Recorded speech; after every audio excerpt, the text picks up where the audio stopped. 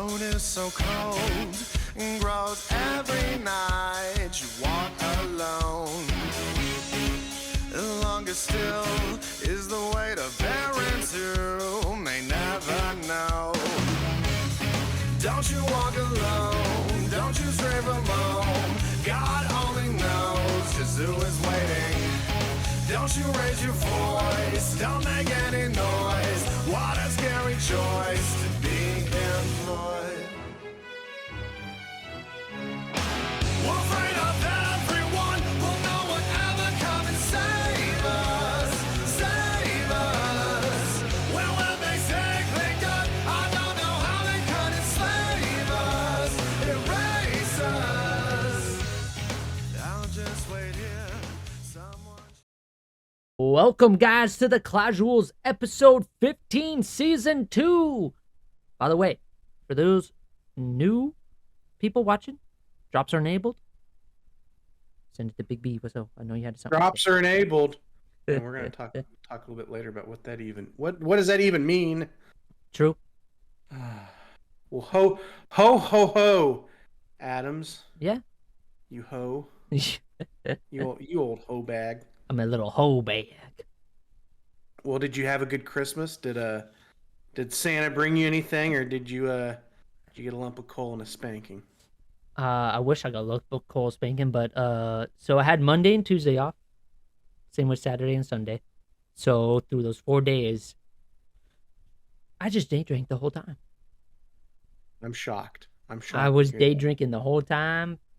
It was awesome. I loved it. Watched some movies, streamed a little bit. It was great. So you had a couple days off, huh? Must be nice. Yeah. Must be nice. I kind of regret it because how my paycheck's gonna affect it, but it was good. Yeah. Well, I know you were mean, busy. Yes, Adams. I get to work a lovely job that works me all the way up to Christmas, including Christmas Eve. But you know what? I've been doing that for 18 years now, so I'm kind of used to it. Yeah. So I don't. It's tough to miss having time off around Christmas when you haven't had time off around Christmas in almost 2 decades. So I've just kind of dealt with it, lived with it, and I guess I'm somewhat used to it. I'm numb to it now. Now I'm dead inside. So it doesn't mean I still don't love Christmas. I still absolutely love Christmas. But I usually just I get to enjoy my time off other times. However, the way that this worked, and the time frame between Thanksgiving and Christmas is always the busiest time for work, right? And the way the schedule worked out this time, there's usually like 5 solid weeks in between Thanksgiving and Christmas. That's when the work is the worst. But because Christmas was on a Monday, it was actually like the 6th week after Christmas. So this crazy scheduling thing happened where the actual week of Christmas fell onto like a regular work week instead of one of these crazy holiday work weeks. So I actually got to take the day after Christmas. Oh, off, let's go. Okay. Which was pretty nice. It felt pretty good. And I actually have 2 days off consecutively. So we went and saw family on Sunday night, Christmas Eve. We went and had a fancy dinner at my wife's family's house. And then on Christmas Day, brother-in-law and sister-in-law came over and hung out that evening. Brother-in-law and I stayed up drinking and playing. I got this. Okay. So you know how you've seen me in action doing like movie trivia and stuff like that. Yeah. Like I'm a real big ass nerd when it comes to that. So one of my Christmas gifts this year, I got a card game that was just movie trivia, but it was holiday themed. So every card had 2 questions, 2 movie trivia questions. One of them, at least one of them on every card, was a Christmas movie like trivia question. So my brother-in-law and I turned that into a drinking game, and we stayed up playing that on Christmas. So that was pretty fun. And then the day after Christmas, I went out and saw my family. We met them for dinner, exchanged gifts. I got to see my nephews who are getting huge. One of them is going to be a freshman in high school next year. I can't believe he's growing up too fast. But anyway, I got to see everyone, so that was good. Got to have some time off, so oh yeah, man, was that's good. awesome. But I guess we were talking about what we got for Christmas before we started recording. And I was telling you, like last year, like the best gift I ever got was this whole gaming computer and then set up to record podcasts on, right? That will go down by the end of my life as probably my favorite Christmas gift of all time. This year, there's not going to be any outdoing it, right? It's like, what do Right. you do? Who follows Michael Jordan, right? So this year, my wife is asking, she was not asking, she was just collecting ideas on stuff I'd said, and I had made some offhanded comment a while ago because we've done a lot of cooking the last year. That there are these really nice hex-clad cooking pans, Ooh, snap. and they're like you hear about non-stick cooking pans. These are like the ones that like nothing sticks to them. You can season them like a cast iron skillet. They are really really nice. And yeah, I just mentioned kind of offhandedly that I'd really enjoy it. So that ended up being my main gift this year. I mean, don't get me wrong, I love them, and I'm gonna put them to good use, and I'm gonna cook some really good food with them. But I mean, last year's gift is still the undefeated champ. There's no doubt about that. It's a good point. That's awesome. The only gift I got was a re-gift from my mom. It was it's like a little card, right? And you go to Harkins and you don't have to pay for the ticket. Like two What free is tickets. Harkins? Tell me, what is It's a Harkins? movie theater in Arizona. Oh, is it like a fancy movie theater? It's not like an AMC. It's kind of fancy. Their seats are shit, but they do provide a shitty bar. But you know, Oh, so you can buy alcohol there. Kinda. Well, you said they have a bar. They have a bar, but their drinks are shit. It's mostly bars? you have no booze in it. It's like, bro, I'm here to buy a drink. I want more booze than flavor. Like me and my buddy. You just gotta go and order beer. You know, at a place like that where you can't trust them to mix it, just pound some beers. You know, pregame a little bit. Yeah, that's true. But last time I went to Harkins and ordered alcoholic beverages, they were trash. There's more flavor than.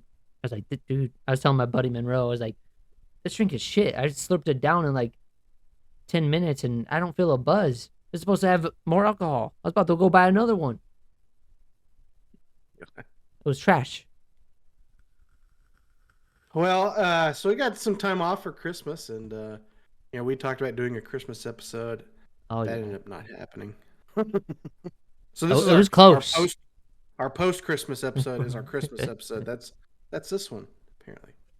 Let's go. So you want to talk about Clash? Should we talk about Clash? I guess we could.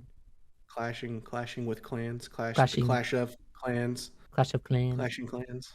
Clashing Clans on this weird holiday. So we are now 2 episodes into a brand new town hall. A town hall that came to us early. Let's go, baby. And ahead of schedule. Worried about whether or not it was just here to distract us from everything else going on. And you know, then it got here, and then we were both pretty pleased with how it turned out last time. You know, some cool toys. We got our stuff upgraded. Right. After we got over missing the launch date on the correct day, everything else seemed to settled out. Now we're at a point to where we've been playing it for a good solid 3 weeks now.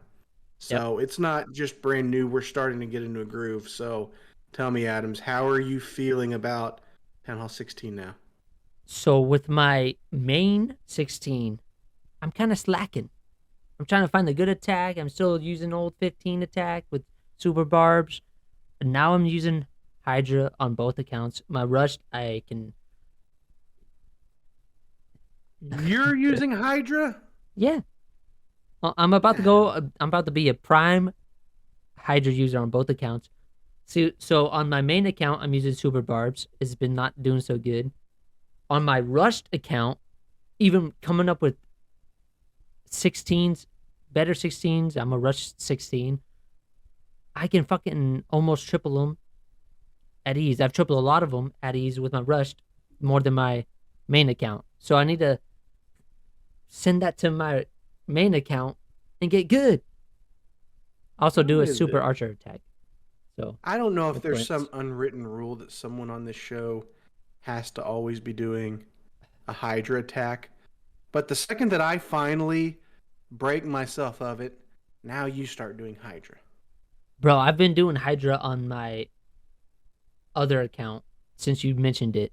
And I rushed it to 16, and I've been doing so good with it on 16 with my rushed account. I'm gonna contribute it on my other account. It's so OP. Like either if you do a super wizard or super blizz in the blimp or super archers in the blimp, regardless, you take a bunch of. They take the town hall, the eagle, and the inferno out. Let's go, baby. It's easy pie. I mean, I will say this. I'm happy that using it for so long, like I feel like I can pull out a Blizzard or a Sarge Blimp anywhere I feel like I need to.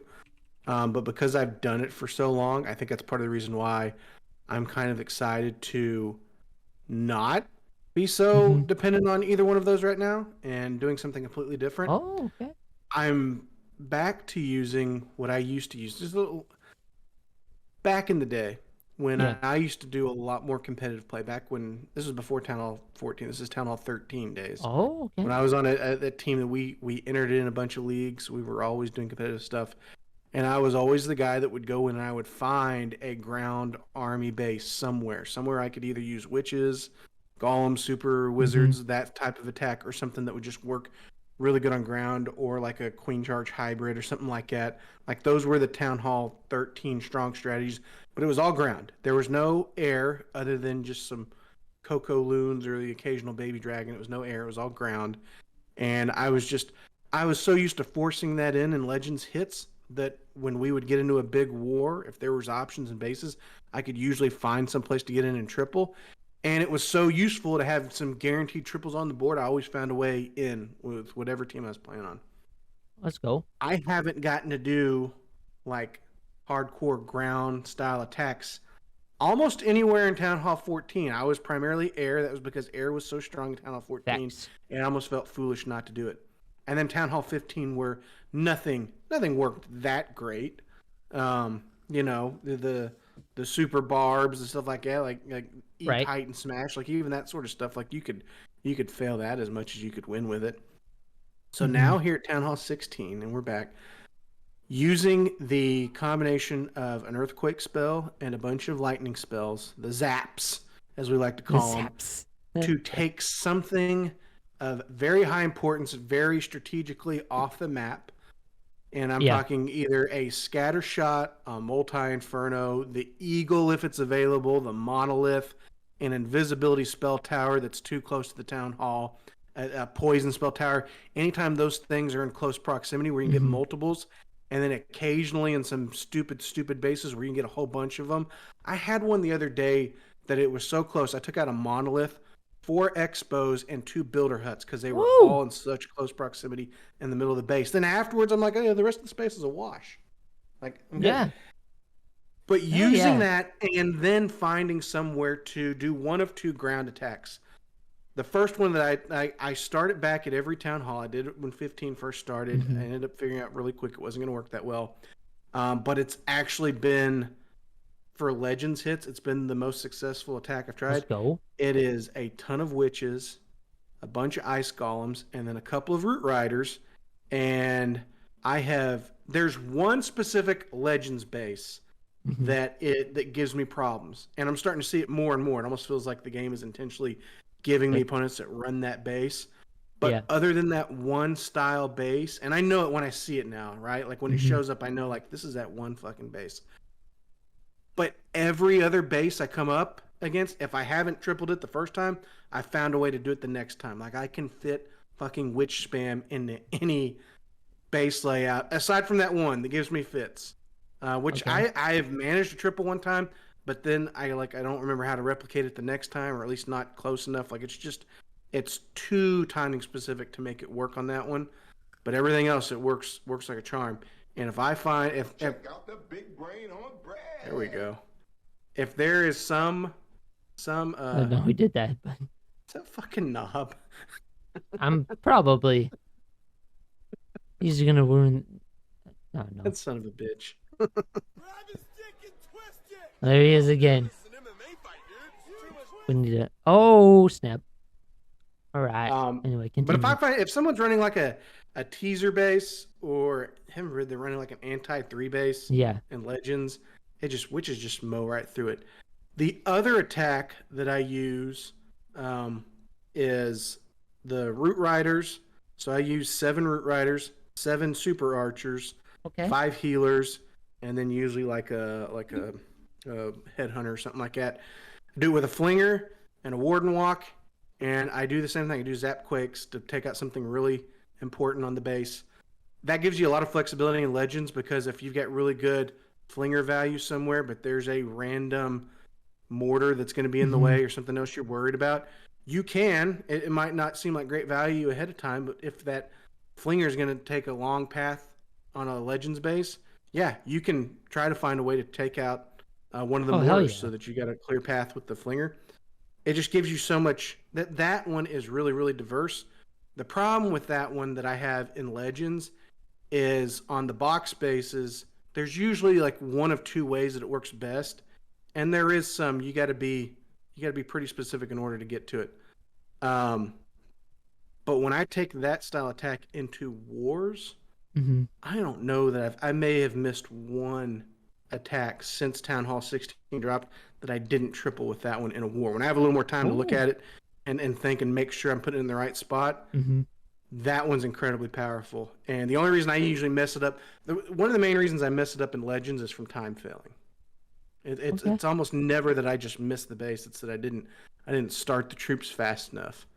And there's somewhere I want to make sure and take care with the Warden walk. I use the Warden with that Rage gem, which I have leveled up to like level 16 now. When I use that, he just mows through buildings so fast, but there's a lot of times where I want to make sure he takes out like an Expo or something that's a little further in, so that nothing is hitting that flinger, so it's got just open range to hit stuff.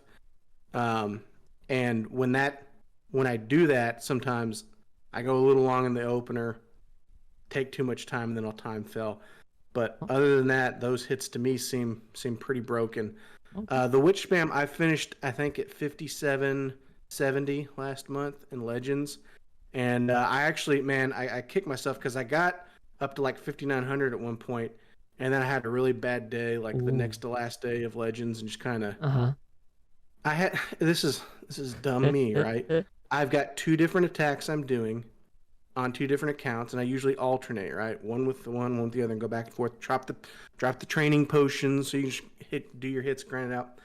I will occasionally go into attack and not even look at the scroll bar to realize which one I'm doing, and I'll drop a warden like I'm about to do a warden walk, and then realize, oh wait, that's the witch one. I don't even have healers for that.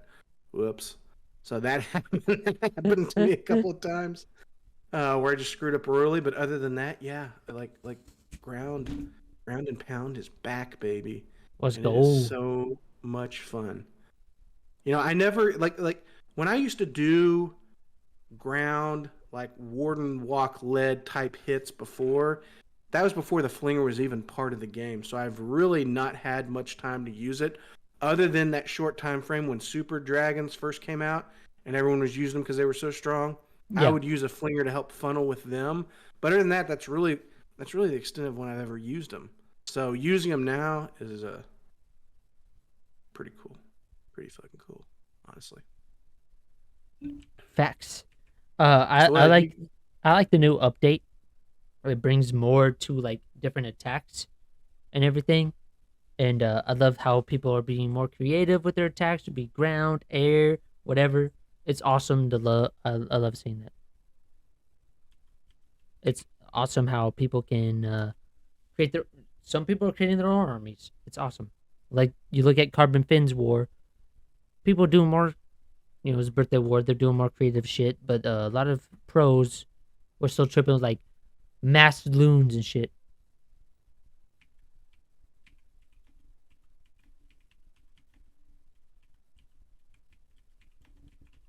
Anyway. Yeah. So I think all in all, what we struggled with for so long at Town Hall 15, with just not feeling good about ourselves, losing our self-esteem, I feel like it's back. I Yeah, feel like it's back. I feel like I got my mojo back. I can Legends push. especially for those mass spammers. Like, you're back, baby. You can mass spam super or even regular drags, and you do it right. Let's go. You got a triple, or maybe in a Well, decent 2-star. this is what I appreciate about it is there are so many high value targets on the map now at Town Hall 16. Mm-hmm. Back at Town Hall 13, it was always all right. You're trying to get any multi infernos or scatter shots. That's all you need to worry about. Now there's multiple targets that can worry you. Mm-hmm. So you might have the same strategy that I do. You might pick something of different value to take off the map before you drop your ground spam, and it might not work for you because you didn't read the base well enough to know True. what was the target you really needed off the map. What was something that you could get down with the witches underneath a raged up warden or an eternal tome, or with your log launcher, or something that you could segregate off to the side from your main troops and then hit with the RC. Facts. It's ground spam, but there's some coordination to it to make sure you know how you're going to flow through the base. It's a little more forgiving than a lot of those more Oh, hands coordinated down. technical attacks, but at the same time, you invest so much into what you're going to take off at the beginning that if you mess that up, yeah, I mean, you can. It's not just laying down troops; you can lay them down, and they could all soak up and die real quick. Facts. And not just anyone can do it. So I like that aspect of it.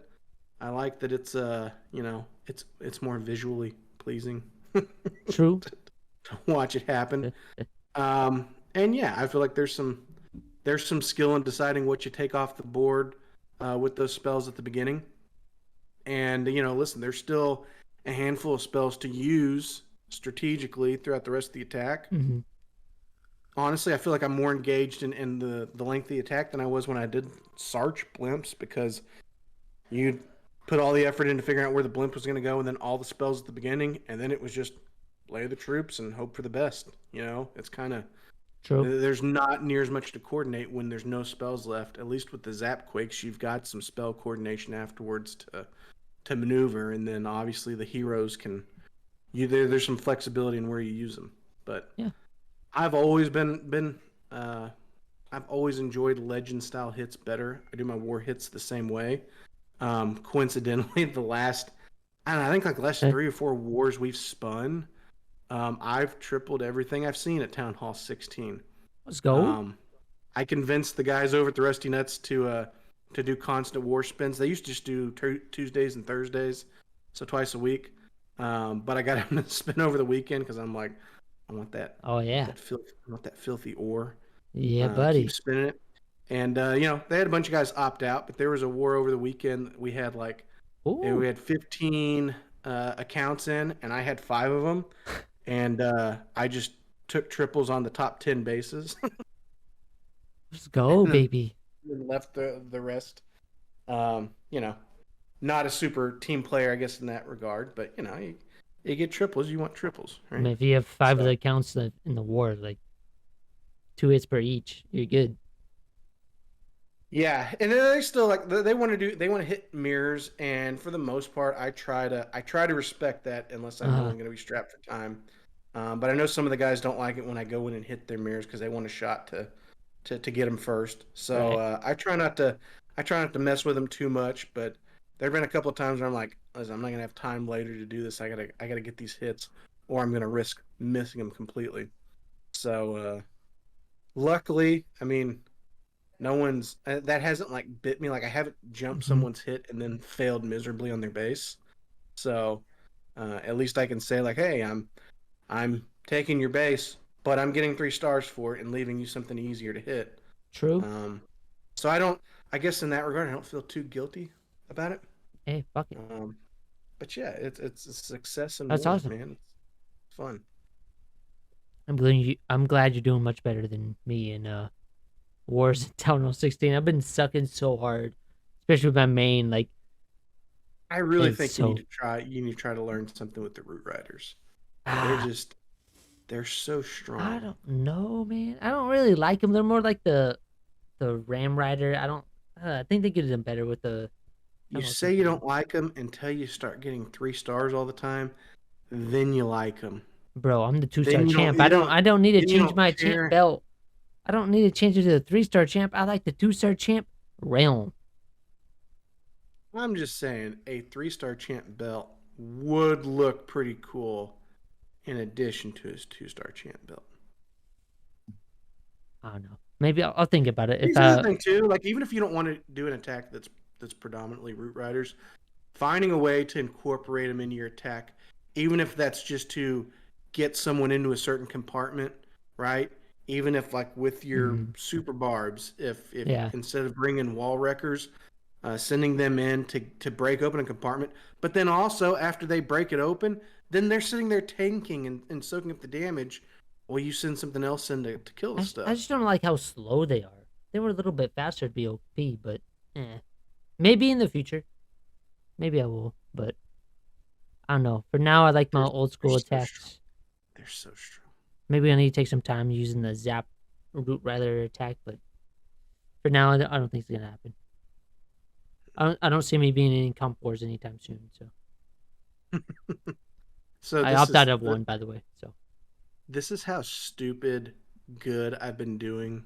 Oh, like so on Christmas Day, I did a short, like a 2-hour stream. Had some time free. Yeah, I watched it.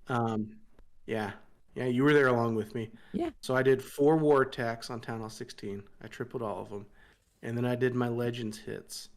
Let's 8 go. hits on 2 accounts. I tripled everything on both accounts that day. So I essentially hit 20 straight triples at Town Hall 16 on Christmas. It was Merry Christmas to me, right? Merry Yippee-ki-yay, Christmas. motherfucker. Tripling everything I saw.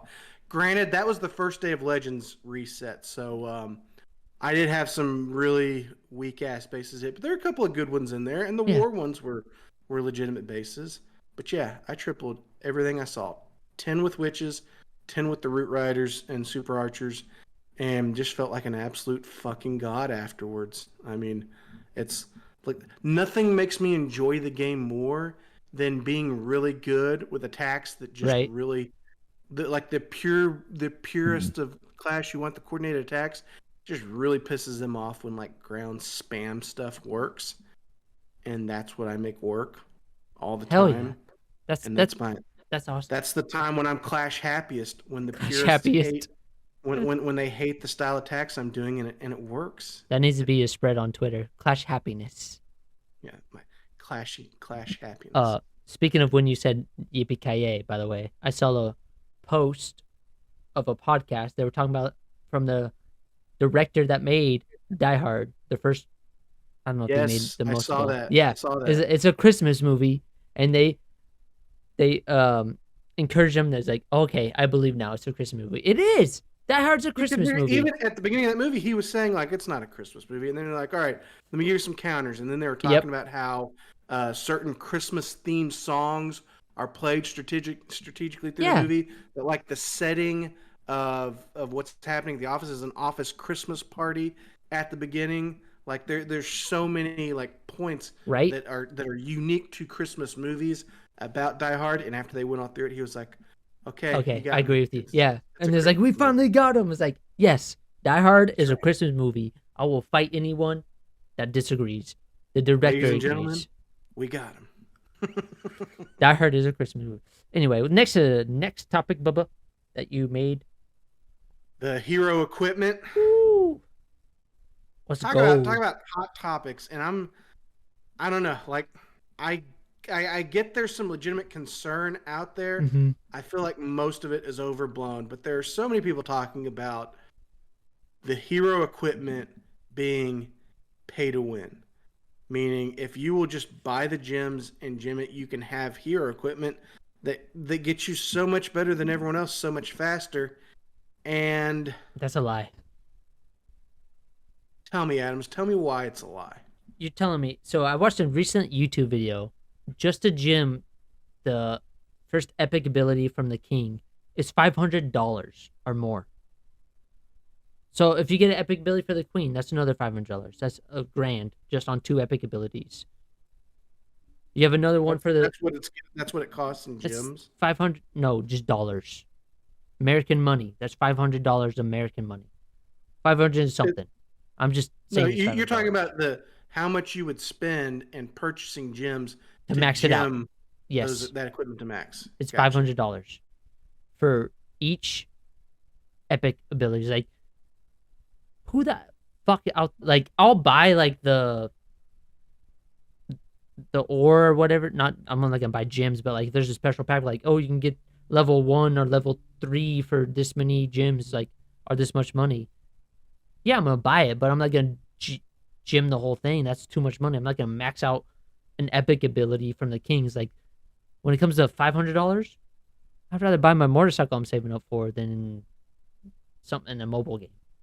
Yeah, listen, the extent that I'll take it. So when we were, and we've got the Christmas event, as a topic here later on. Yeah. But all that stuff that you could buy in order to redeem just for that ore, like the glowy ore you could, or the shiny ore you could redeem like 40 times, and the glowy ore you could redeem like 10 times or something like that. Or there were caps on how many times you could redeem cookies for that ore stuff. On my 216s, I finagled away to having enough cookies to redeem every bit of all of that, in order to speed up the progress on updating the equipment. And the rewards that you get from doing both your daily loot bonus and from wars, I think the two that I've seen that I've honed in on the most, the gauntlet for the king, and then the rage gem for the warden. I think I've got them both up to like level 16 or 17 now. Let's go. Okay. So they're really strong. Neither of them are completely maxed, but they're really strong. Let's go. And I do feel like there's a big difference there. I don't see how that's much different than people, paying to have books or runes and stuff so that they can upgrade their heroes and everything on update day, like we did, faster than the free to play players do. There's always a difference between the guys that spend money on the game and the guys that don't, as far as how fast you get to the next level. But you can always catch up. There's more long term to get caught up because there's so many different pieces of equipment. Oh, hands down, yeah. And at the higher levels, it does take a lot that you've got to save and accumulate on. But I mean, so what? That's any other part of the game. The whole uproar about, this is overtly pay to play. That's bullshit. I just feel like it's people finding a way to bitch. It's bitching to bitch. Yeah, is what it is. It like people talking about I read the Twitch comment, but people talking about the hero potion. Like, no matter what town hall, like if you rush to 16 as like a 12, and you have the hero potion, it's gonna bring those heroes max to your town hall. Good, that's what it should do. It should max your heroes whatever town hall you're at. So I've got that noob account that I was engineering for Warweight. Yeah. I'm tempted now because of those potions just to go ahead and rush it, because it's at 11 and just go ahead and take it to 12 and then 13, then 14, 15, 16. Do it real fast. Don't worry about keeping up with the heroes in the lab, and then just pop some of those potions whenever I get it into war. You read my mind, bro. To go do some attacks, because why not? But at the same time, if you can keep up with the potions, then you can bring the rest of the base along, or the rest of the offense, however you want to do it, along eventually. The only drawback to that is your hero equipment doesn't come along with it. Yeah. So you might have, your actual king might have more HP whenever you pop that potion, but it's not like he's gonna rage up longer when you pop his ability. Earthquake stomp and shit. Yeah. Yeah, or he's not gonna spawn more barbarians. If you haven't upgraded the equipment with him. So that's still stuff that you're going to have to slow play in order to do. And I don't know how much the heroes actually, like, I don't know how much they're actually going to change without those abilities, because those abilities are such a big part of how you use them. right? Other than like just sheer HP added for, the king, pure DPS for the queen. The rest of that stuff, I don't know. Yeah, Like if it's not changing their equipment, just their natural ability, I don't think it's going to make that big a no. difference.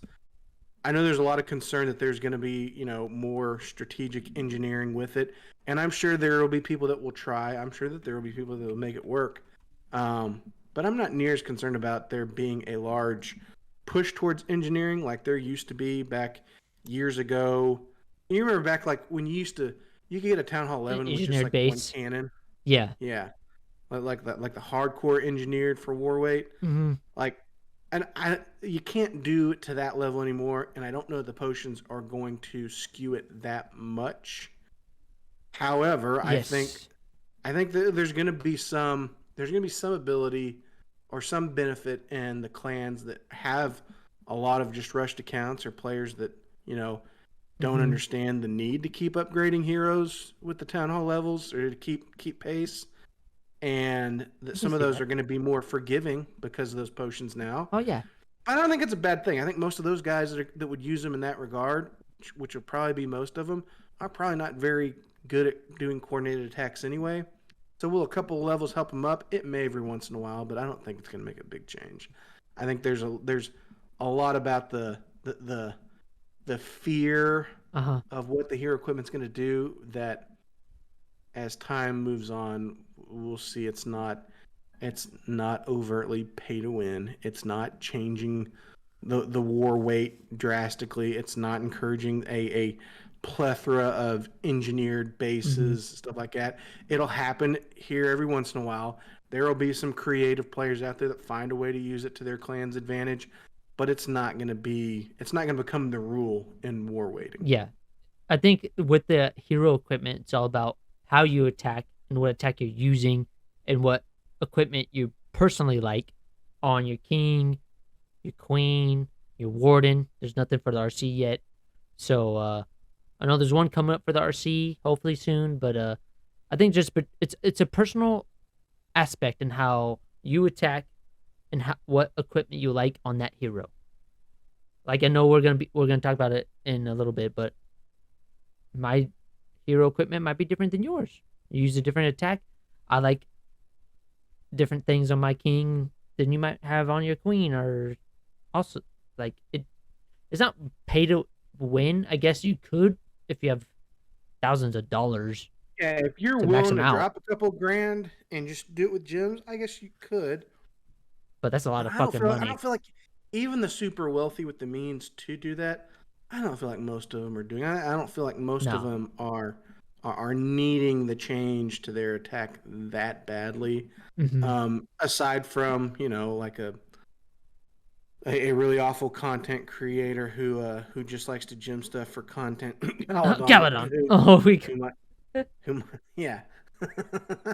You already know who we're yeah. talking about. Started. But other than that, I don't know. I'm sure someone out there will blow my mind. I remember when Clan Capital first came out, and we were like, "Oh, no one's gonna gym this to max." And then there were clans out there that did, Right. just I guess to show that, hey, I guess billionaires can do whatever they want. Even play Clash of Clans for Well, for gym. speaking of Galadon, like he's a Facebook streamer. He's recently come on a Twitch streams. Like he gets all his money from Facebook, so he has the majority to spend the money on. I mean, he's got a lot of YouTube Oh, that too. followers Yeah, he's too. got a YouTube. You get that money from YouTube and whatever else he does, content created. But it's like not a lot of regular players have that ability, and people are saying it's pay to win.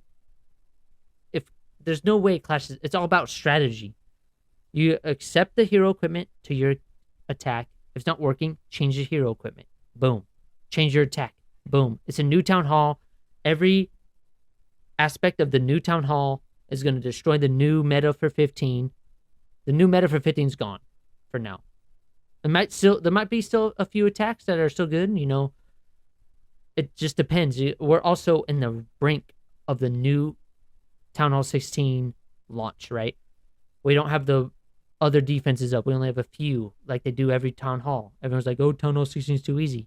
Just wait. It's gonna get harder, and then they're gonna have to make a new update to make it easier because y'all bitching. So Minus the what's pro been your players. strategy for the equipment? Are you trying to do all of them gradually, or are you focusing in on a couple of them? So the ones I'm focusing on is the Earthquake Stomp for the King, because I love how he just destroys so many walls and how he becomes big. Like I got rid of the other thing. Like I love how he becomes a giant and just Earthquake Stomp and then giant if I have to. Are you using the Earthquake Stomp and the Gauntlet?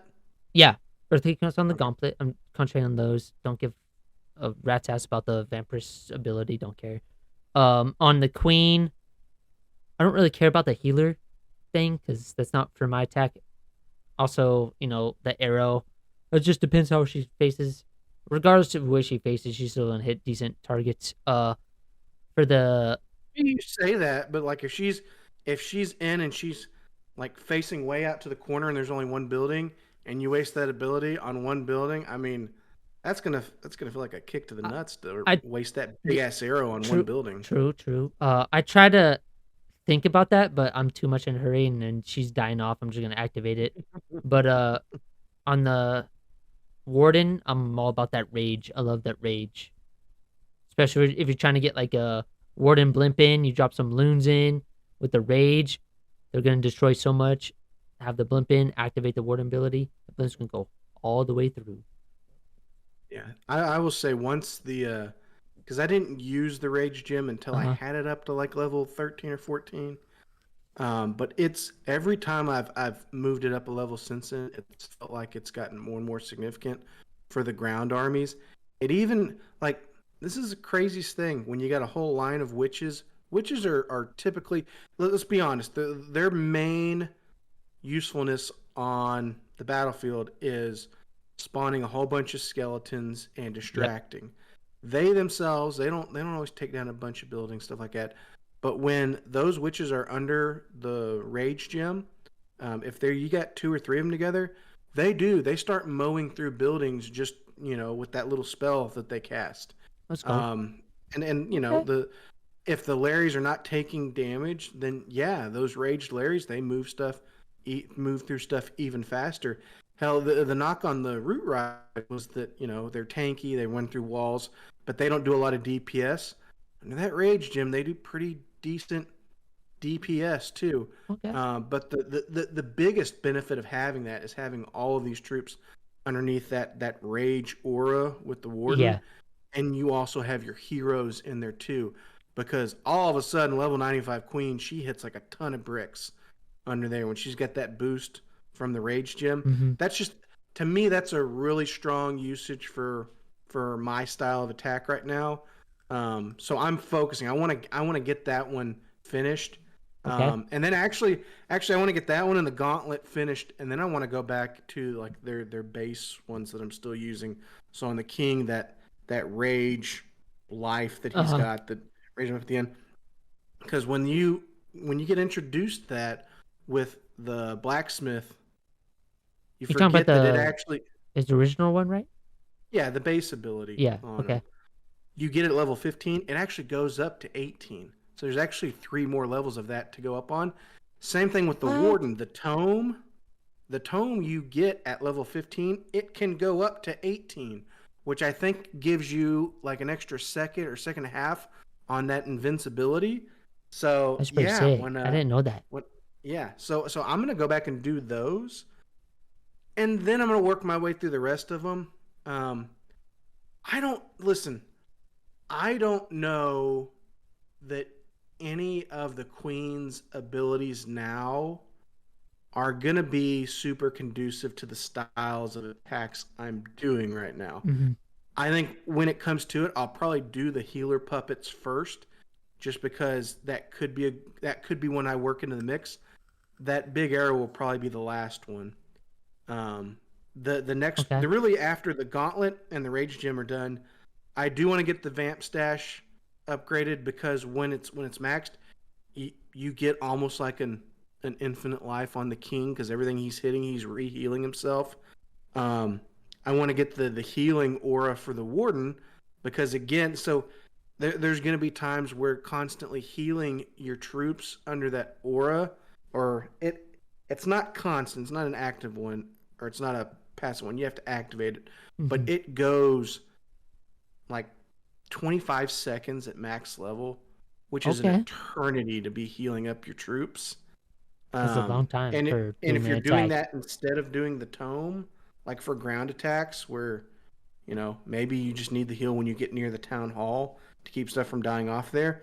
Well, 25 seconds worth of healing, if that keeps stuff up, especially if you hit some unexpected skeletons at the town hall, that could be the difference between getting it and not getting it. True.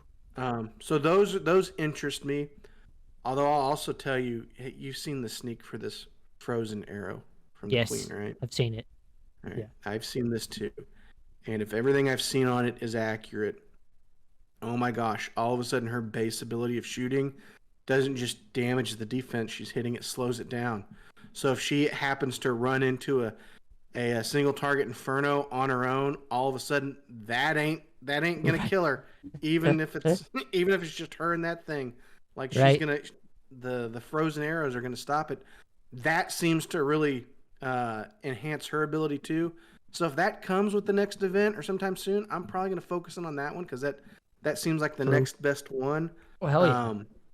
But I was worried. I was worried that I was going to start off with the wrong ones. Because, I watch the videos and everyone's got different opinions on which ones are the priority. I didn't see many people really picking that Rage Gem as a priority, but I just felt in my gut that what I was doing, it was going to help the most. And, I mean, I feel like pretty vindicated because my attacks have gone so well in using it. So, that's been my strategy right now. I will say, I do think there's some people out there that are just kind of gradually doing all of them at the same time. And I think you're putting yourself in a place to where none of them are strong enough for you to use right now. If you're Town Hall 16, if you're lower levels, yeah, go for it. Do whatever you think. But none of them are going to be strong enough to use Town Hall 16 until most of them are strong enough to use. And at that point, it's going to be too many options. I like that doing it like this. I get to have two that I get to work with for a couple of weeks while I'm upgrading and feel good about. Then once those are done, I'll move on to the next couple of ones to work on. And when they get up to a certain high enough level, I'll tinker around using them. But it's going to give me more time to get used to and gradually learn all of them. And God damn it, Supercell. For a guy who like to do the same thing over and over again and never change, this hero equipment, almost more than anything, more than the pets, more than the different troops, I feel like this equipment is forcing me out of my comfort zone of just always doing the same thing and making me consider like, all right, maybe I change up my army for this war hit, which usually was just, what do you got cooked for your legends? All right, that's what you're running with in war. Now, God damn it, it's like making me sweat in my pits on thinking like I can change out these abilities and maybe it's gonna make a difference over here.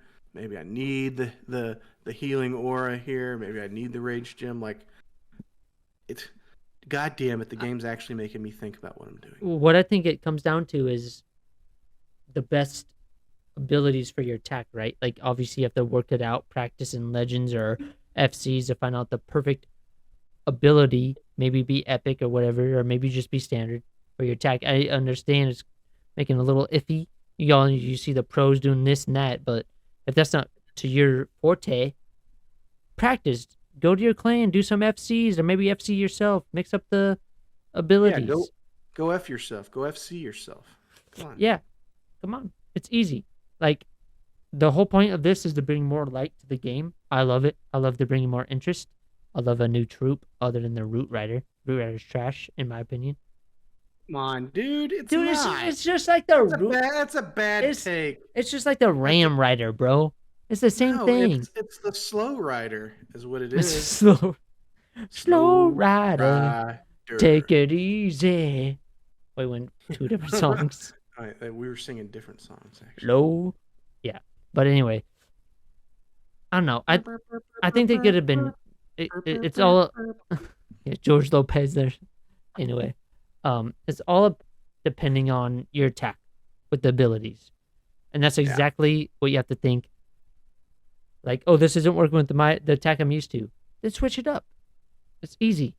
So here's my only concern is our next topic or next question is, do you think that all of the success that everyone's having is going to cause Supercell to very quickly come out with the next update to rebalance the meta and nerf some of this offense and buff some of this defense to balance it back out? Or have we complained enough to Supercell for them to just throw up their hands and be like, nope, we're going to make an easier game that will be more fun for most, and it's gonna frustrate the esports scene, but everyone else is gonna like it a lot more, and that's just what we're gonna do? Or do you think that they will succumb to the pressure of some of the more influential people out there, and they will find a way to make things harder in the next update or the next 2 updates? I don't think they're gonna succumb to it. They did the same thing at 15, where it was super hard at 15, or super easy. Then they updated 15, make it hard, and then they updated again to make it easy. I think it's gonna be the same route. It's super easy for some people, super hard. You know, they're gonna follow the pro players' status. That 16's too easy, so they're gonna make it hard. And then the casuals like us are gonna be like, oh, it's too hard to do this, and they're gonna update again, try to make it easy. Obviously, it's only the first month, maybe, of 16, 2 months of 16. So we can't sit here and say 16 is too hard now. Just wait till they make us have more defenses to the max level. When they have so much bit, we still have walls. Fuck walls, but so much defenses and hero abilities. And maybe there's got to be another level of monolith at some point. that too, and then maybe 6 months in of Town Hall 16, we get a new hero. I know Darian said there's not going to be a new hero, but obviously he can't tell the truth, because if he gives too much out, it's going to destroy it. So you think that there's not going to be another hero, dude? Come on. I'm hoping for it. Wishful thinking. Yeah, it's fine to hope for it. Another elixir, I don't know what to say, but another elixir hero, that'd be sick. We have too many dark elixir heroes. My wife is disgusted with you. She said I'm leaving. All right, Knob, I'm about to kick you out this bitch. This coffee smells like shit.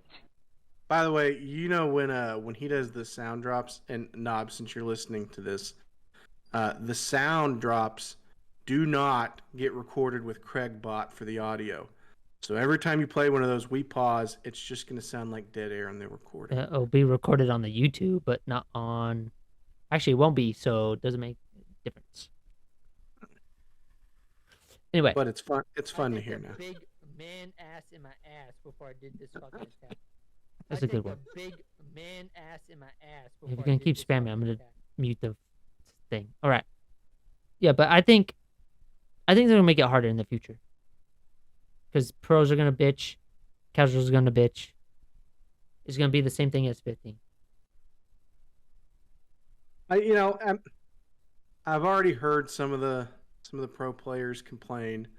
I do feel like some of them at least acknowledge, like, man, this really stinks for us. We need to figure out something different to do for the competitive scene, to make it good, viewable competition. But I think by now most of them realize that's not going to be a good business decision for the rest of the players. And my general feeling is we are here for a softer meta for the remainder of the game. I think the game developers have learned their lesson tinkering both ways. Too easy, too hard, easier again. I think they're at their comfortable spot as far as where they think the game needs to stay long term. And I'm sure there will be some things come along that will make it more challenging or difficult at times. But I don't think anything's going to come back to just the Town Hall 15 meta that we lived in for so long. Yeah. I think making some sort of spammy army a useful option here and there, I think that's always going to be the case now. And I'm here for it. I love playing the game. I don't love that sometimes getting too sweaty into the details takes time or, makes you nervous about playing the game. I like it when I can, think minimally, play more. I like it to be an escape, right? You want to zone out and play and enjoy yourself, and I appreciate that. And like I said earlier, nothing excites me about playing this game more about than having success in doing things with minimal effort when other people try so hard and still don't do very well. Like that is the creme de la creme, my favorite part of the game, is watching other people try so hard and fail miserably, and me try so little and have so much success. Speaking of that, that is my favorite part. Speaking of that, it's funny because like I tried so hard on my main account, right, and I fail. But on my rush account, I do a hybrid, or not hybrid, Hydra with Super Archer Blimp. I can triple a max 16 with that rush account, not even having a hero boost, than on my main. So that's what I'm saying. Is like depends on your attacks. People need to adapt to the new Town Hall. Ultra's not gonna work. Adapt to a new attack. If you having struggles, fucking learn. Watch a YouTube video. Listen, I also think there's something to be said for. I don't think making the game easier. It's not going to necessarily kill the Clash scene necessarily, or at least the competitive Clash scene. It might make it to where I think for the most part, the guys who still want to take the time to show up for wars continually will still be able to compete like they always have.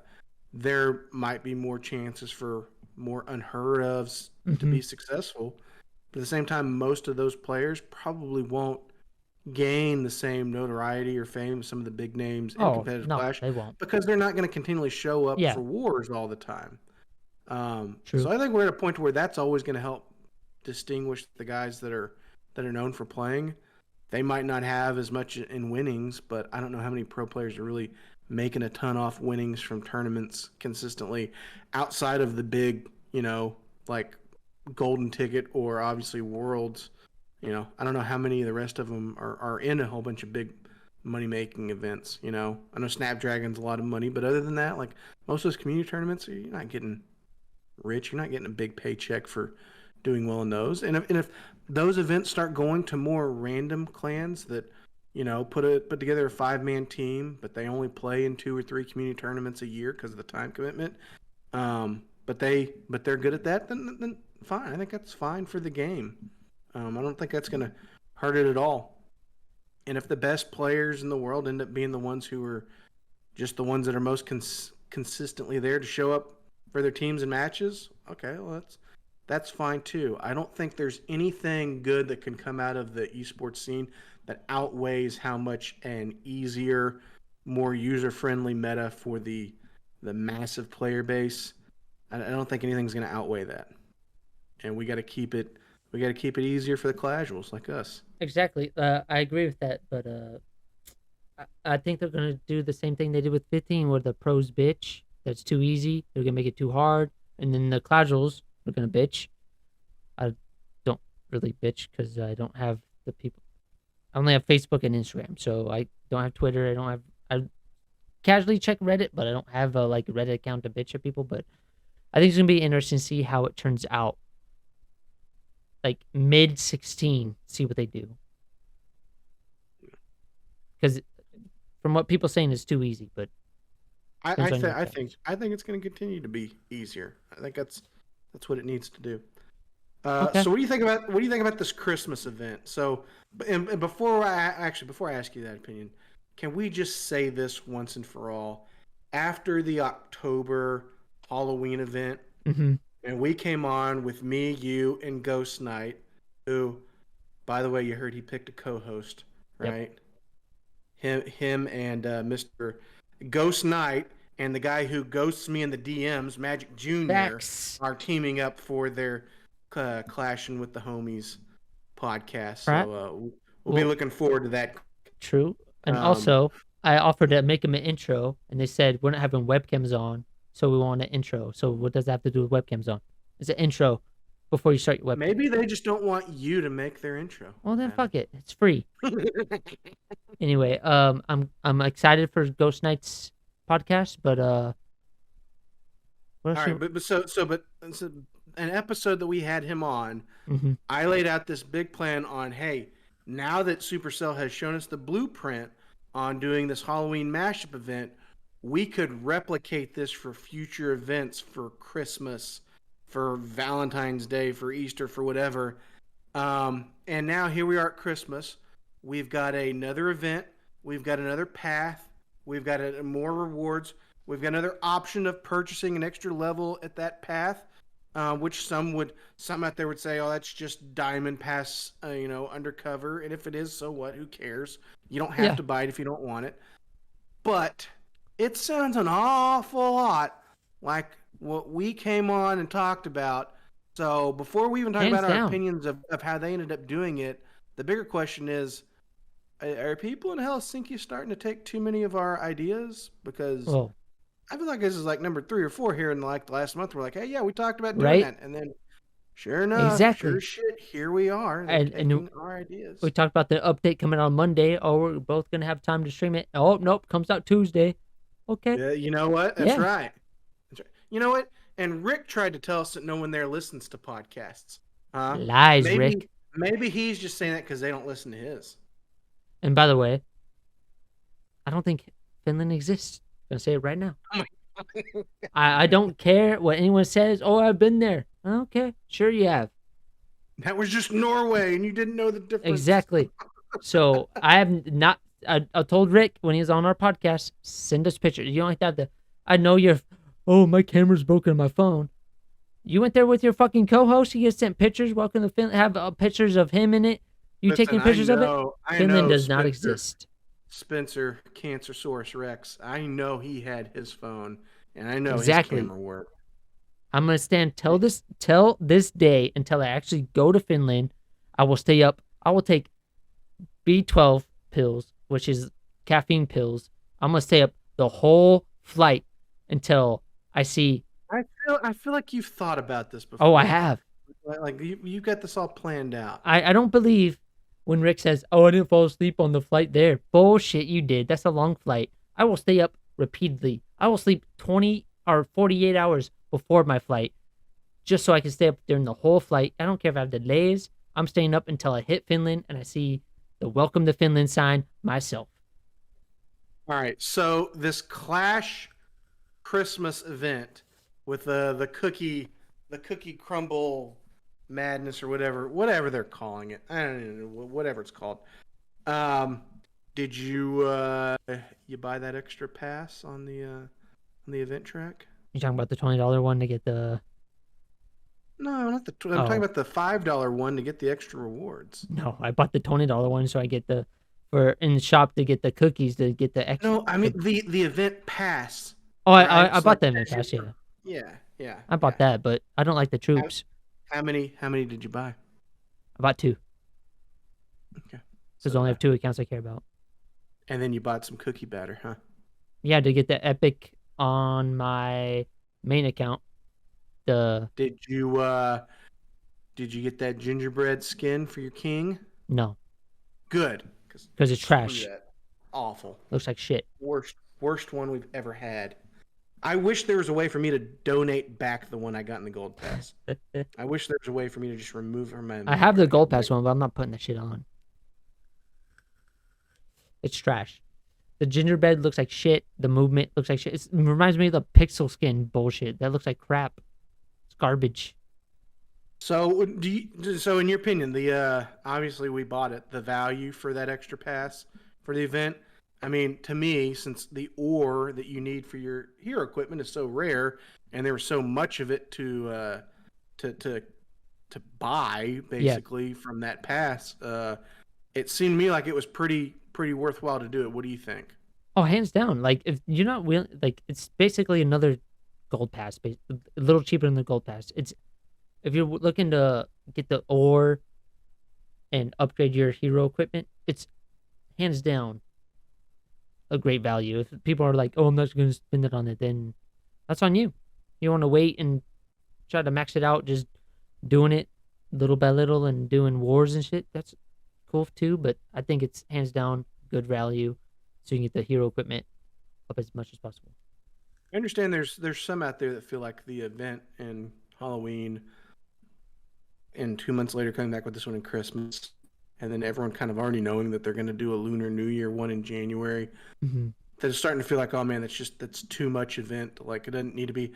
I feel like if what they're doing is, at least the early part of this year, is all to help you accumulate more of that ore to help you upgrade the hero equipment faster, then I say bring on as many extra payable, purchasable events as possible. Anything to help me spend money and speed up the progress on that stuff, I'm 100% for.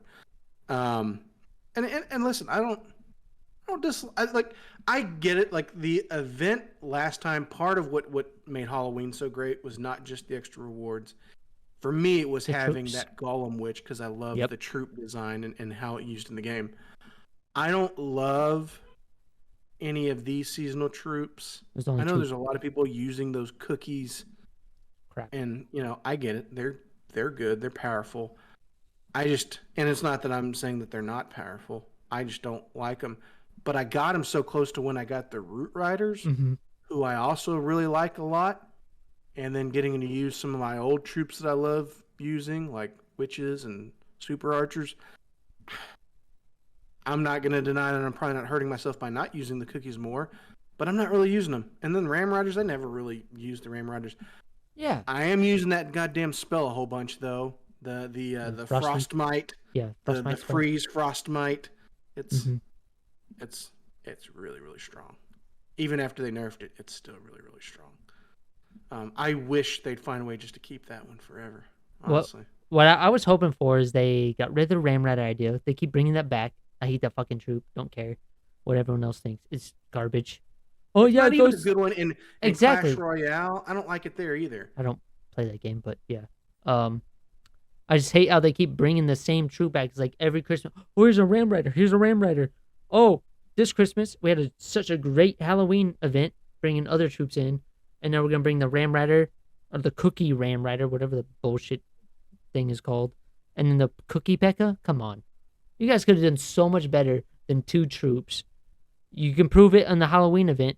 How can you prove it in the Christmas event? You only brought 1 troop that's back, but as a cookie, another troop that's kind of crap too as a cookie. I will say, because we had 4 troops at Halloween, right? Yeah. And that, I think, you're going to introduce some broken troops. Those 4 helped, with a little bit of diversity. Exactly. I know a lot of guys that were using those Wizard Hogs. Everyone was using the Lava Loon. I found some really good usefulness out of the Witch Golems. I feel like the fact that there was a handful of them made it a little more creative.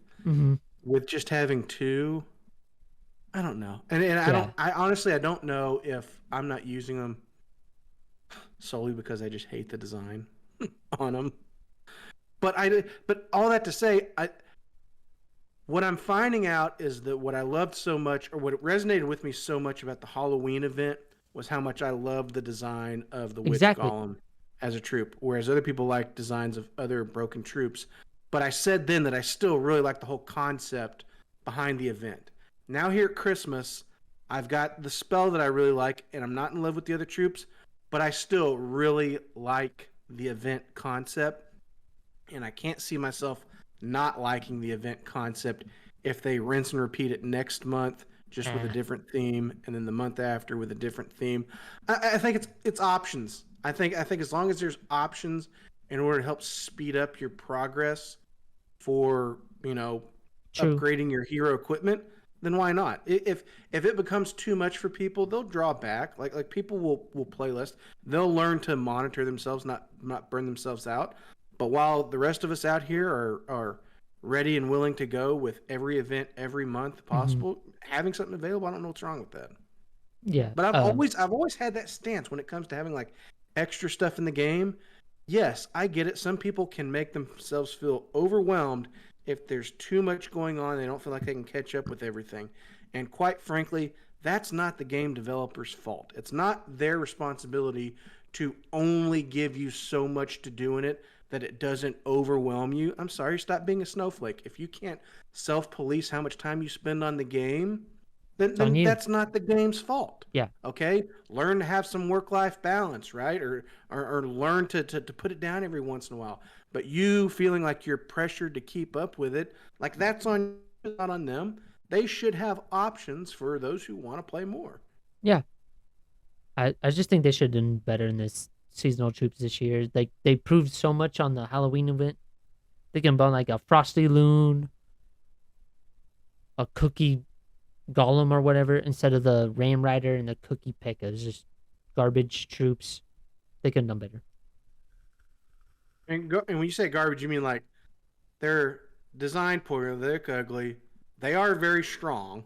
They are. Right? Yeah, they're strong, very but strong troops to use. We're not saying that they're not. They didn't make them strong enough. They probably made them too strong. They just and listen. If they're I lacking. felt like I was not having success in Legends, like the place where I was when Halloween rolled around, where I felt like, man, I've been trying at 15, and I've kind of just given into where I'm not going to be that good at it, and then something else came in to make me feel like I could be better. That was different. That felt different with those troops because I already feel like I'm having success at 16. I don't feel like I need the troops as much, so I don't use them as much. But I realize everyone else is. True. That's fine. CWO is going to come around next month. They're going to forget how to use all their attacks, and here I am, still getting triples all over the place because I've been practicing with troops. I'm switch out that Frost might spell for a freeze. It's gonna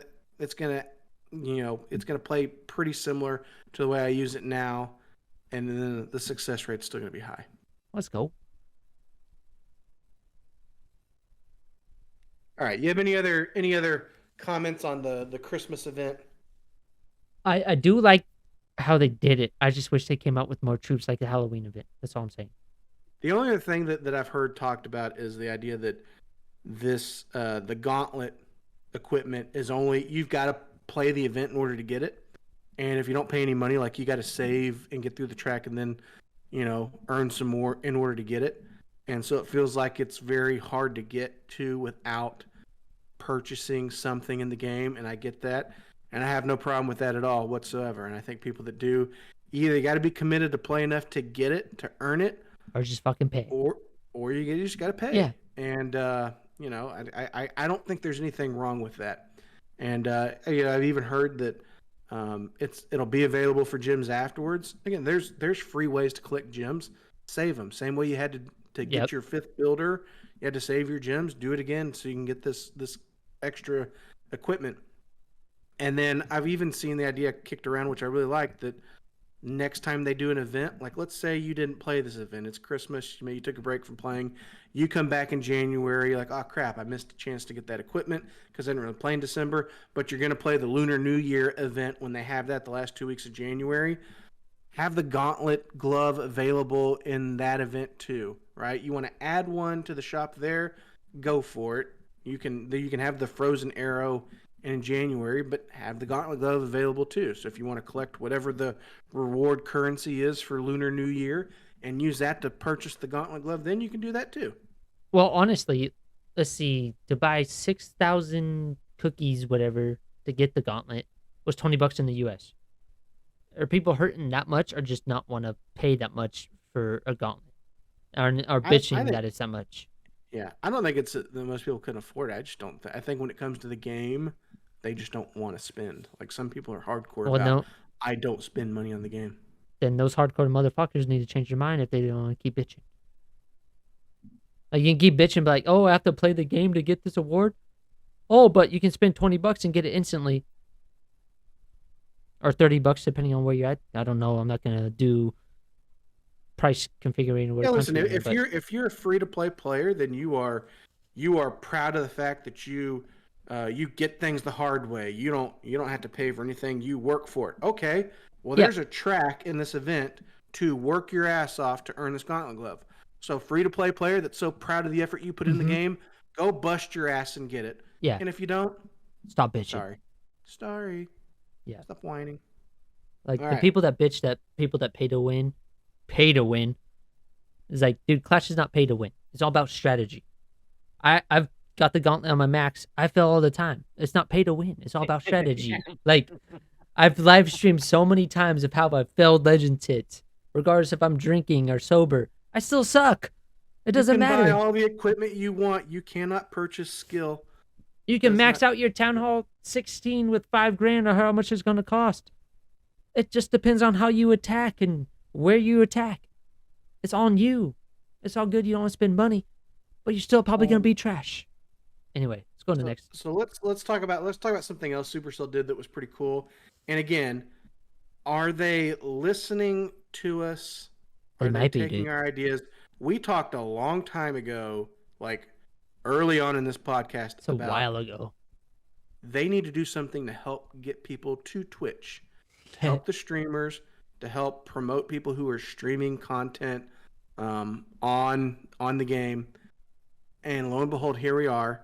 Between Christmas and New Year's, they have enabled drops to where people who watch Twitch streams that have drops enabled and are streaming under the Clash of Clans game title actually earn rewards in the game.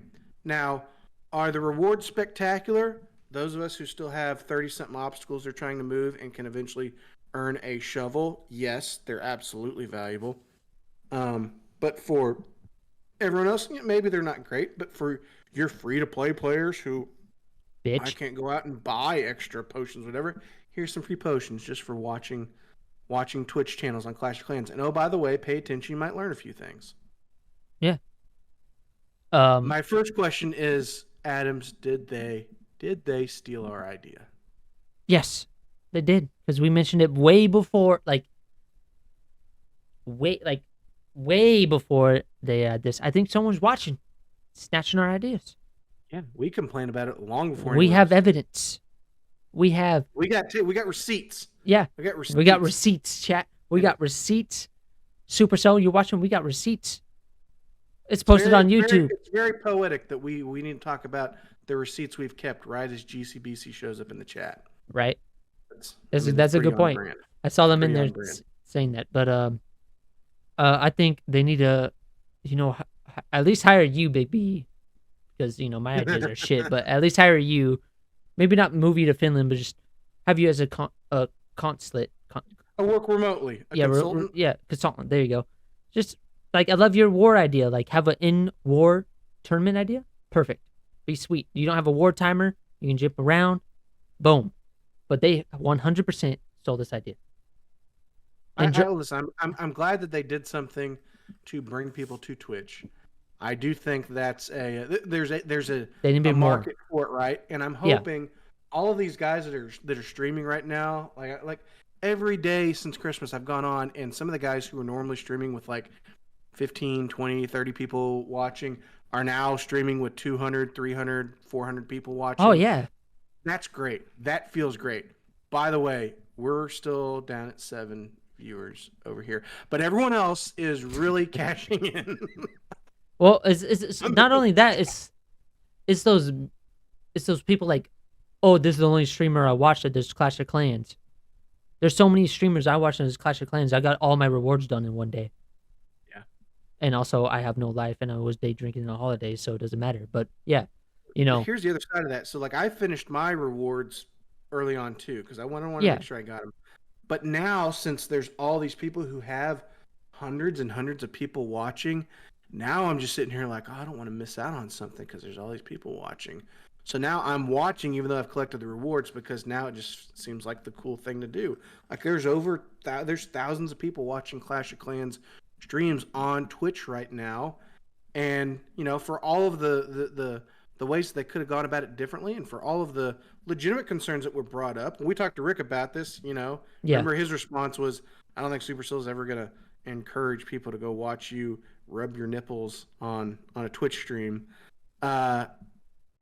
Actually, right now, they absolutely are. Someone can be watching Adams twist his nipples live on stream and get rewards in the game for doing it. I think it's pretty cool. It convinced me to want to stream for a little bit on Christmas because I had some time, and again, it's just like now I got a fear of missing out. Like, damn, I need to cash in on this.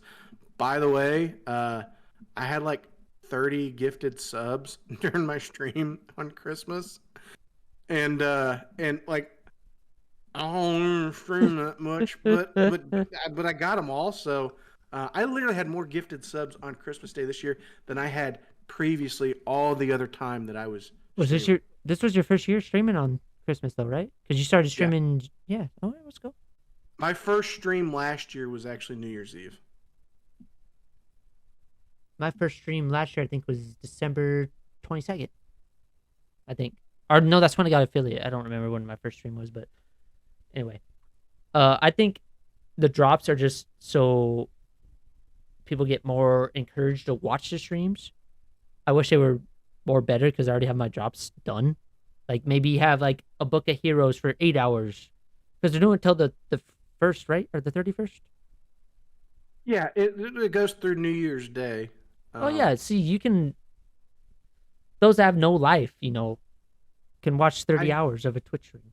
I hope there's a way for them to track how much traffic doing this generated for the game. Oh, they can. Because I'm hoping that this encourages them to do more things like this. They don't listen. Quite frankly, if the rewards for doing this are very minimal every time, there are still so many free-to-play players hungry for whatever free scraps they can get. It's always going to have some return on investment to the people who are putting the time in to stream the game live on Twitch. So I hope that they keep doing it over and over again because it's going to be good. It's going to be good for the people who are out there putting effort trying to make content for the game or trying to engage with the community. And as we said from the beginning, when we came up with this idea for Supercell, what you need for longevity in the game is you need more players to feel more connected to the game. You need more players to understand better ways to attack. You need more players seeking out YouTube videos, content creators, in order to figure out how to understand the game, how to understand the nuances, how to run a clan, how to communicate better, how to run Discord. Like you need more things to keep pulling people to it, and there's no live support in the game to answer those questions. Nope. You've got Reddit as a forum, which is a good place to go and ask questions and get some responses. You have to deal with all the sarcasm, but that's a good place. But there are people live on video for video conference to answer questions, review your base, give you tips, let you watch how good attacks look, let you watch how bad attacks look. It's all right there at your fingertips, and everyone that gets pulled to that becomes a more invested player in the game. Exactly. So I hope that this encourages them to do more things like this. I think it's good for the game in the long run, and I'm glad that they finally came to their senses and listened to us and started implementing all the great ideas. Now, if they'll just keep up with this and just turn the game into exactly like what we've been talking about for the last 10 months, I mean, we'll be well on our way. Well, yeah, and hence on those people that want to learn not what to do. You just watch my streams. I suck at attacking. You do the opposite of me, you'll be good. Easy. Step 1, launch your blimp. Step 2, fail your blimp. Step 3, hit the vape. Step 4, start cussing. Step 5, shake your fists. Step 6, hit your vape. Step 7, try to bail it out. Or don't drink before your hits. Unless you're underage, then don't drink at all. And don't do drugs. Hugs, not drugs. Well, we all learned. Drugs are bad, okay. All right. Anything else you want to talk about with the Twitch drops? I think it's been pretty cool. It'd be sad to see it go if they bring it back. I do. I'm sad to see it go, but I wish there was more things other than like a shovel and ore and spells. I wish they had like, if you watch this many hours, you get a book of hero or a rune or something, But other than that, I think it's a good idea. It's awesome to see all these lower Clash Clans. We're only at 8. But it'd be cool to see. It's awesome to see people that have like 30 go to like 200. Or Susie go from 100 to 300. It's awesome to see people coming in to see that. Some of these guys who have been streaming for a long time, they do a really good job. like Willie Gaming is one of those guys who's always Oh yeah, consistently streaming, and sometimes he's doing the same war. Sometimes it's tough because he doesn't have the same YouTube channel that Eric from One Hive has or Carbon does, but he does really good casting. He's had really good numbers and taken advantage of it. and plus his music is awesome. Yeah, he's got really good. He's got oh, really good jams. I was in there He's got- before that we started this stream, and it was like, oh my god, dude, I love your jams. Couldn't hear him because I was watching Banshee on my other stream, but I don't know if he listened. But he's a great streamer, and for those big streamers, even like when they stream, like Carbon was streaming the other day, he had like 1,000K streamers just doing an FW war, FC wars because of the drops. It's awesome to see they're getting those big high numbers. Usually they're in the like 500, 200 range, but with the drops they're hitting those high numbers. That's awesome. Even for the lower streamers, it's great. All right, we got some random other topics to run through, and then we're going to get to the culminating hour where we read through the YouTube. Oh, I'm comments excited for and figure this. out who roasted CF9 the best? Who gets that big box of gems? But some other random things that have been asked us since last episode. First off, TJ asked a very, very specific personal question to me. He wants to know why I hate the band Eve 6. And I can't answer this, TJ, any more plainly than they suck. Okay, I don't know what else to say about them. They're awful. When they came out, the music video for Inside Out was played so much when I used to watch MTV nonstop. I got so burnt out on it. I hate it. My sister owned their CD, played it in her room all the time. I hated it. I never liked it. And then people for years talk about, oh, they've got other good songs. I never listened to any of them because that one sucked so bad I never even got to it. There you go, So TJ. Eve 6, easily one of the worst bands of all time. There's nothing unique about them. There's nothing interesting about that band. They're awful. So okay? so note to CF9 not to listen to them. Don't you dare. Because I don't know who the fuck they are anyway. So Yeah, don't waste your time. They're awful.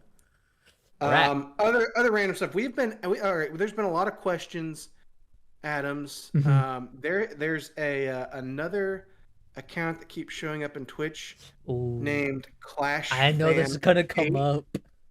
ClashFan8 has to easily be my favorite account on Twitch. He's a little bit of a parody account, but Adams, people have been claiming that is just you trolling yourself out there. So I've got to just ask this once and for all. Adams, are you ClashFam8? No, I can barely hold on to my main Twitch account, which is ClashFan9, my YouTube account, and other Gmail accounts. I don't have the time or the effort to make a new Twitch account, remember the password, and troll people while I'm still chatting on my main account. I'm not that person. I know who it is, but we're not gonna say who it is because it's funny as fuck. But he trolled a few people, and I love it. So for the record, you are not ClashFam8. No, I am not. So my follow-up question to that is, for enough gems, will you change your in-game account name to ClashFam8? No. For enough money, just sheer dollars, will you change your in-game account Bro, name to ClashFam8? We already have a bet not to shave for 5 years. We could start a GoFundMe. People GoFundMe. Strongly enough about this. No. We could get enough going to convince you to just change your name wholesale in-game to ClashFam8. Maybe. But I'm not down for that because a certain person wanted to troll someone. Listen, we established last time when we were talking about people cheating in CWL that you definitely have a price at which I don't have a price. You do. There's a price. I don't have a price. There is a price. We're going to figure out what that price is. I haven't paid shit. And then ClashFam8 is coming to the end game. Now, if you said my Twitch name, that'd be... No. My Twitch name was staying ClashFam9. Well, you can't. There's already ClashFam8 on Twitch, so you can't. I can. Just have that person delete that name. But anyway. No, you can't do that. They've already I'm not changing my in-game name to ClashFam8. Plus, that guy's not changing his name, so... Yeah. Plus, it's too funny. And then last thing before we get to the YouTube comments, this is just fun since we talked about Christmas a little bit. What is your favorite Christmas movies all time? What do you? We're not even doing like a top 5. Just what do you like? What's your What's the one that you got to watch every year, Adams? Hands down, I love the Jim Carrey Grinch. It's Okay. OP. Because I've recently found out that he had to have a CIA operative help him not quit the, like, ex-CIA operative not quit the show. It's like he talked to him so he didn't have to change his mindset. So I love that because it took like 8 hours to put the makeup on. What are you talking about? For Jim Carrey. He talked to a CIA operative, not ex-CIA operative, like a spy, to change his mindset to keep playing as the Grinch. He's about to quit. Why did they need someone from the CIA to convince him? Bro, I don't know. I just listened. Where the hell did you get that story from, Adams? Look it up. Look it up. It's all over. Jim Carrey literally said himself he had to talk to an ex-CIA operative to keep playing the Grinch. By the way, Adams, I'm not bullshit. I see who is in the chat. I'm not recognizing that person. ClashFan9 is here. That's in the chat. Wow. And guess who's not chatting? Baby. He's in the Guess chat. who's not chatting while ClashFan8's not in there? Everyone's Anyway. still here. Everyone else.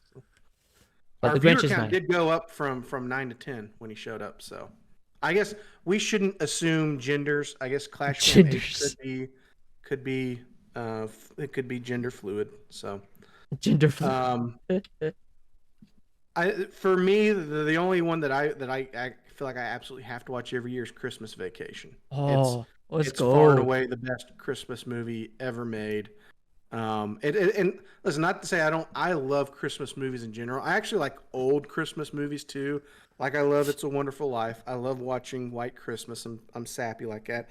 I even like an old black and white one called Holiday Inn, which also has Bing Crosby. By the way, Bing Crosby Christmas songs are my favorite. Sorry, Adams. I know you're not cultured enough to understand that. I don't watch black and white but movies. when it comes so, down to if I got to carve out time to watch it every year, absolutely, Christmas Vacation works its way in the rotation every year. I will say, and I'll say this too, like my number 2 is probably Home Alone, only because, and I don't know that I would naturally watch it, but every year since I've lived with my current wife and the boy, they've watched it, and there's never been a year that I didn't sit down and watch it. Is that 1 or 2? The first one. Okay. Listen, we're not going to turn off the second one if it comes on TV. But we make time for the first one every Christmas. Every year there's something else we ask ourselves, like, what the hell does Kevin's dad do for a job that he can take your whole family to Paris?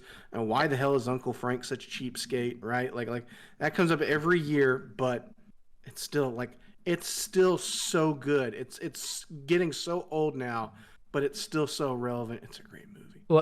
What I love about the second one is the little voice recorder he has to change his voice in the phone. Credit card. Yeah, that's awesome. I love it. Great choices. Yeah, that's probably my number 1, number 2. Christmas Vacation, just because Clark W. Griswold and Cousin Eddie, one of my favorite characters of all time. Him getting his fucking black tank in the sewer.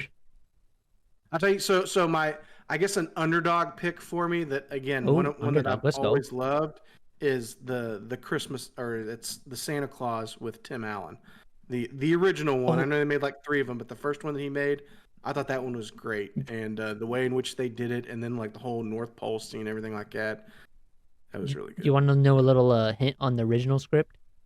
What? That Tim Allen was supposed to shoot Santa Claus. What?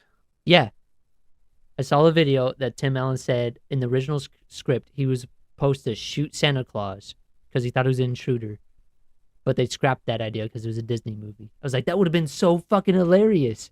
That would have traumatized children forever. No. Oh my god, that would have been awesome. You've been having kids out there thinking that if they shot Santa Claus, they get to become Santa Claus. No, why would that traumatize them? But yeah, that was original. As if forcing kids to believe in a make-believe fairy tale. Dude, you think about it now, like the whole concept of Santa Claus and like telling kids like, oh no, he's always watching you. If you do anything wrong, he'll see you, and then you won't get any presents for Christmas. It's kind of creepy. How fucked up that is. He a pedo. Yeah. Like. I see what's happening in chat. That's not happening. ClashFan9. It's not happening. Anyway, to All right. the Should we get to the, yes. I'm gonna pull it up on my screen too, so I can kind of read what you're reading.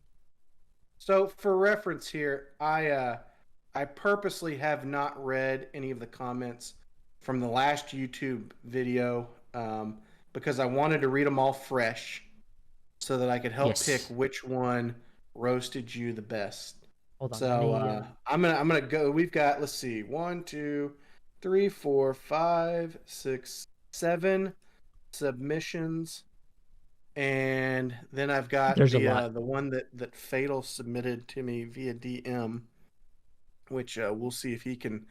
I don't know if he's Okay. capable of being funny, but we'll see. I'm waiting for it.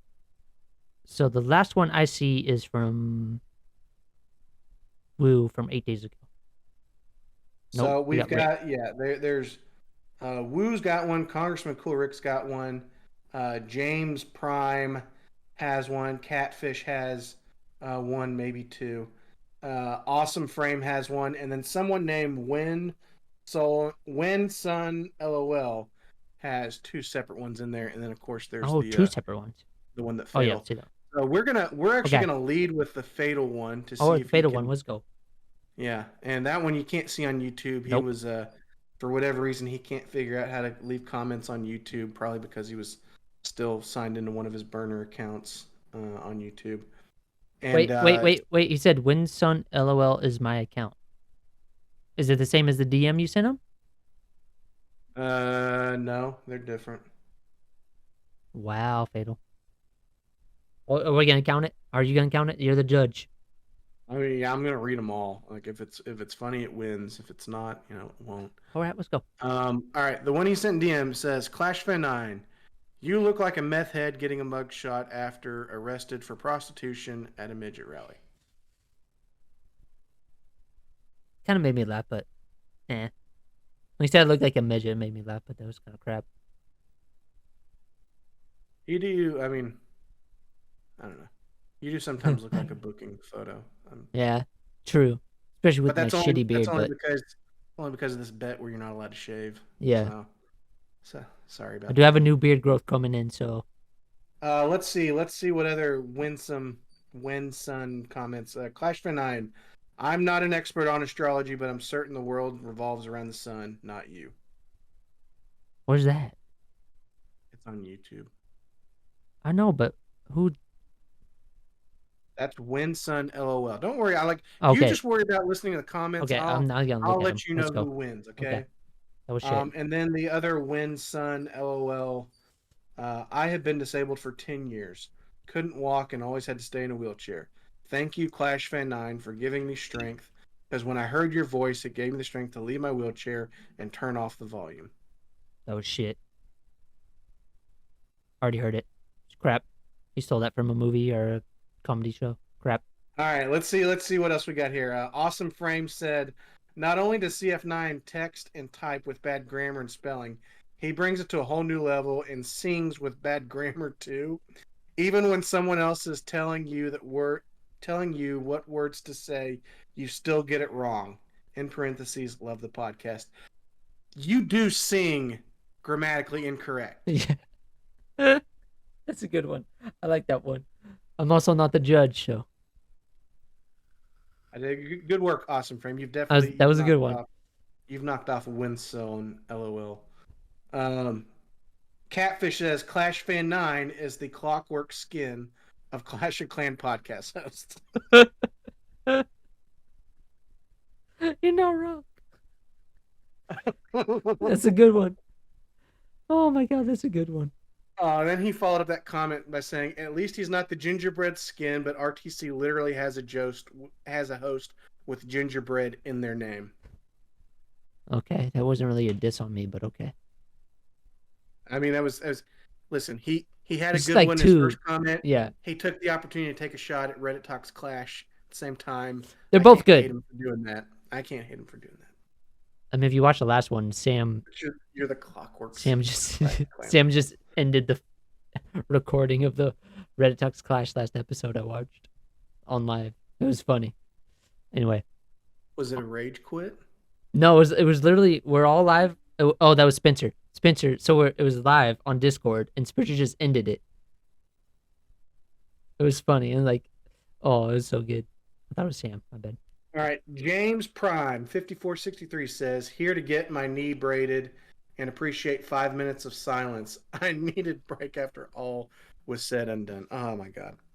That's yet another jab at the 5 minutes of silence at the end. No, Of the Clayfish already episode. stated that, so that's not that funny. It's supposed to be a roast. Where's the But it is roast? a good callback. It is. It is. Yeah. It's a roast to your editing skills, but it's just very subtle. It's low key. Congressman Cool Rick says someone's got to tell Ghost Knight clashing with homies is already taken. That's just the second half of every Clashuals on voice chat CF9 joins.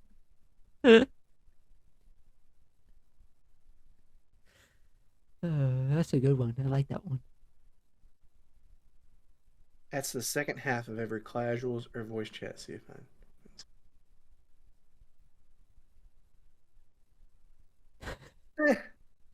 Eh. Again, Big B's the judge, guys. And then Wizard of Woo came back with if CF9 started an emo band, it would be called My Chemical Imbalance. That's a good one. I forgot that was a comment. That's good. I like that one. That's good. All right, this is tough. This is tough because I feel like the two clear leaders here are Catfish and Wizard of Woo. Between ClashFan9 is the clockwork skin of Clash of Clans podcast hosts, which is just it's good on so many different levels. Yeah. But then the straight to the point, if CF9 started an emo band, it would be called My Chemical Imbalance. There's only one winner. I can't do two. That's tough. That's tough. Do you think it would be worth it to have a poll in the Twitch chat? Yes, if you're a mod, so yeah. You want to start it? Because if I start it, it's gonna be It's between Catfish and Woo. And before you guys finish our vote, we'll reread the comment, right? Let me get over into mod view. I can't check Discord visual aids right now because I'm recording on Discord, so that will not work on stream. How do I get back to mod view? I don't know. I can do a poll if you want me to do it. We'll wait to figure it out. And by the way, this episode will be uploaded later when I'm sober. So I can edit it when I'm sober. Or I'll just keep this in while I'm talking to chat. Catfish. Y'all be. Yo. Welcome to the CF9. By the way, Catfish made a visual aid for your I know, but he told me to check it out, but I can't because I'm on streaming on Discord and I can't look at it because everyone will see what I'm in. And not exposing DMs like a certain person that streamed this podcast and streamed his DMs. Do you want me to do it? Yeah, just do it. Okay. Do it. Manage poll. I'm the worst person to be a moderator. Who wins the chest of gems? It's between Woo and Catfish, right? Yeah. All right, guys, you got how long do you want to give them? 1 minute, 2 minute, 3 minute, 5 minute, 10 minute? 2 minutes. 2 minutes. All right, one vote each. One vote each. I'm not allowing additional votes because you'll have too many channel points. As a reminder, the roasts are either CF9 starting an emo band, it's called My Chemical Imbalance, or it's CF9 being the Clockwork Skins Yeah. of Clash of Clans podcast hosts. So far, it's 50-50 right now. Who wins, Woo or Catfish? My Chemical Imbalance or the Clockwork Skins of Clash hosts? I mean, technically, you could vote. Oh, Catfish is up 2 votes over Woo. Oh, it's 50-50 again. Oh, snap. Catfish said, read the roasts again. ClashFan is the Clockwork Skin of Clash of Clan podcast hosts. That's from Woo. Oh, no, that's from Catfish. ClashFan9. If ClashFan9 started an emo band, it would be called My Chemical Imbalance. That's from Woo. Oh, we got 3-2. 60% on Woo and 40% on Catfish. You guys need to hurry up. I'm gonna have to edit. You guys are making me edit more. Even though I don't edit much.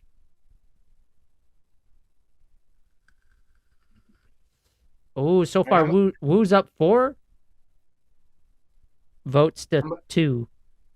How much time is left on the poll, Adams? I say a minute? It doesn't show you the time? No, I'm just looking at the current poll right now. So far, Woo's up 67% to 33%. I'm gonna say there's like a minute or 30 seconds. Let's go. Remind everyone what you are giving to the best roasting comment this The time. best roasting comment is a chest of gems. When I can figure. Oh, I think Woo's gonna win. Woo is the winner of the chest of gems. 71% to 29%. Congratulations, Wizard of Woo, and congratulations, CF9, on your chemical imbalance. Yeah, and maybe in the new year we'll do another giveaway. But for the best YouTube roast, we're gonna end this recording. Thank you all for listening and watching, and I love y'all. Happy New Year, everyone! We will talk to you next year. Yeah. 2024. Oh yeah, it's gonna be a new year. We can do that corny joke. See you next year. I just did that. Anyway, I just did the corny joke. Thank you all. What time is it? I cannot continue streaming. So Merry Crisis. We'll see y'all in the new year. Appreciate you all. Thanks for watching.